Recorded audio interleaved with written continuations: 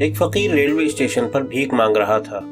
اس کے سامنے چند پینسلیں ایک ڈبے میں رکھی تھیں۔ آتے جاتے لوگ اسے بھیک دے کر گزر جاتے، لیکن کسی نے اس سے پینسل نہیں خریدی۔ ایک نوجوان ادھر سے گزرا تو اس نے 10 روپے فقیر کے کاسے میں ڈالے اور ٹرین میں بیٹھ گیا۔ ابھی ٹرین روانہ ہونے ہی والی تھی کہ اسے کچھ خیال آیا۔ وہ تیزی سے ٹرین سے نکلا اور فقیر کے پاس پہنچ گیا۔ اس نے کہا، میں نے تمہیں 10 روپے دیے ہیں جس میں 2 پینسلیں آتی ہیں۔ میں ایک کاروباری آدمی ہوں اور تم بھی کاروبار کر رہے ہو، لہذا میں 2 پینسلیں لے رہا ہوں۔ یہ کہہ کر اس نے پینسلوں والے ڈبے سے 2 پینسلیں نکالیں اور واپس جا کر ٹرین میں بیٹھ گیا۔ اس واقعے کے 6 ماہ بعد وہ ایک تقریب میں شریک تھا کہ سوٹ میں ملبوس ایک شخص اس سے ملا۔ اس نے کہا، شاید آپ نے مجھے نہیں پہچانا، لیکن میں نے آپ کو پہچان لیا ہے۔ اتنا کہہ کر اس نے 6 ماہ پہلے والا مذکورہ واقعہ یاد دلایا اور بولا، اس دن آپ نے میری زندگی بدل دی تھی۔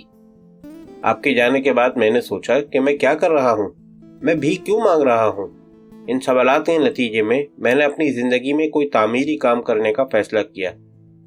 میں نے کاسا توڑ دیا اور پینسل بیچنے کا کام شروع کر دیا، اور آج میں یہاں اس حلیے میں آپ کے سامنے موجود ہوں۔ فقیر کی زندگی میں کیا تبدیلی آئی؟ تبدیلی یہ آئی تھی کہ اس کی عزت نفس بحال ہو گئی تھی، جس کے نتیجے میں اس کی کارکردگی عمدہ ہو گئی۔ ہماری زندگیوں میں عزت نفس ایسا جادوئی کام کرتی ہے۔ عزت نفس کیا ہے؟ سادہ سی بات ہے کہ ہم جو کچھ اپنے بارے میں محسوس کرتے ہیں وہی عزت نفس ہے۔ ہمارے بارے میں ہماری سوچ ہر چیز کو متاثر کرتی ہے، ہمارے کام کو، ہمارے رشتے ناتوں کو، ماں یا باپ کی حیثیت سے ہمارے کردار کو، اور زندگی میں ہمارے طرز عمل کو۔ عزت نفس ہماری کامیابی یا ناکامی کا تعین کرنے والا اہم ترین عامل ہے۔ اعلیٰ عزت نفس کا احساس ایک مسرور، شکر گزار اور بامقصد زندگی کا باعث بنتا ہے۔ جب تک تم اپنے آپ کو قابل قدر نہیں سمجھو گے، تم میں عزت نفس پیدا نہیں ہوگی۔ عزت نفس تمہیں داخلی تحریک دیتی ہے۔ تاریخ کے تمام عظیم لیڈروں اور اساتذہ نے یہی بتایا ہے کہ کامیاب ہونے کے لیے انسان کو داخلی تحریک دینی چاہیے۔ ہم لاشعوری طور پر اپنی تعریف کو دوسروں تک منتقل کرتے ہیں اور وہ بھی ہماری تعریف کرنے لگتے ہیں۔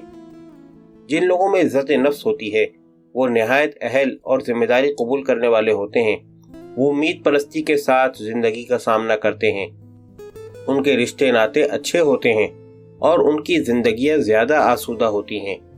وہ متحرک اور آگے بڑھنے کے خواہش مند ہوتے ہیں۔ وہ زیادہ حساس ہوتے ہیں۔ ان کی کارکردگی عمدہ ہوتی ہے۔ وہ زیادہ خطرے مول لیتے ہیں۔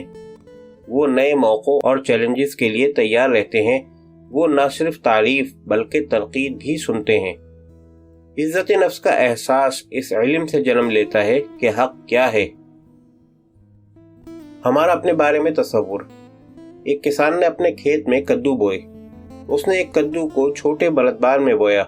جب وہ کدو بڑا ہوا تو مرتبان کے سائز جتنا ہی رہا۔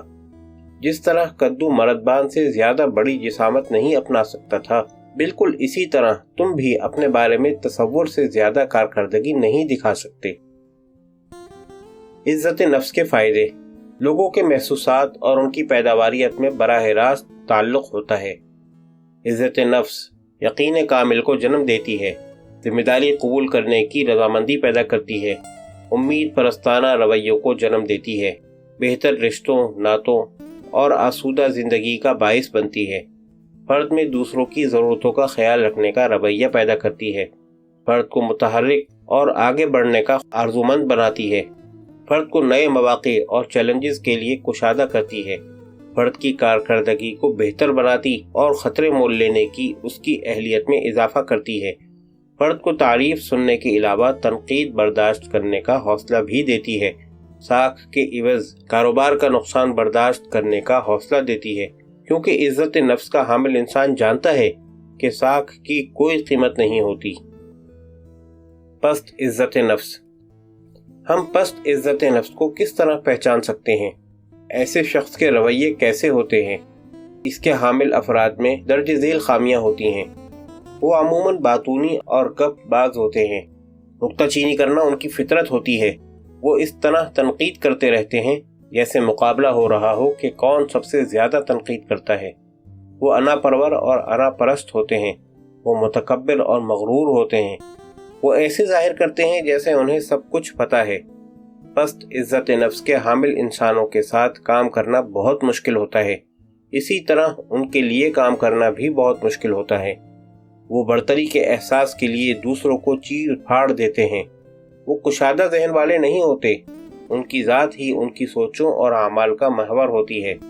وہ کبھی ذمہ داری قبول نہیں کرتے اور ہمیشہ دوسروں پر الزام دھرتے ہیں۔ وہ تقدیر پرست ہوتے ہیں اور کوئی کام کرنے میں پہل نہیں کرتے، ہمیشہ کاموں کے خود سے ہو جانے کا انتظار کرتے ہیں۔ وہ فطرتاً حاسد ہوتے ہیں۔ وہ مثبت تنقید قبول نہیں کرتے اور مزاحمت پر اتر آتے ہیں۔ جب وہ تنہا ہوتے ہیں تو کوفت کا شکار ہو جاتے ہیں اور بے چینی محسوس کرنے لگتے ہیں۔ پست عزت نفس کے حامل افراد شائستہ اور مہذب نہیں ہوتے، وہ فحش گفتار ہوتے ہیں۔ جب مختلف لوگ اکٹھے ہوں تو لطیفہ گوئی ایک عمومی بات ہے، لیکن اگر پست عزت نفس والا شخص لطیفے سنائے تو اس کا ہر لطیفہ پہلے سے زیادہ گھٹیا اور فحش ہوتا ہے۔ ان کا کوئی حقیقی دوست نہیں ہوتا، کیونکہ وہ خود کسی کے حقیقی دوست نہیں ہوتے۔ وہ جھوٹے وعدے کرتے ہیں، اس سے وہ بے اعتبار ہو جاتے ہیں۔ ان کا رویہ شعور سے عاری اور غلط ہوتا ہے۔ ہو سکتا ہے آج وہ نہایت مہربان ہو، لیکن دوسرے دن ممکن ہے وہ تمہارا گلا کاٹ دیں۔ ان میں توازن نہیں ہوتا، وہ لوگوں سے الگ تھلگ رہتے ہیں۔ وہ فطرتاً جلد اشتعال میں آ جانے والے ہوتے ہیں۔ ان کی انا بہت نازک ہوتی ہے۔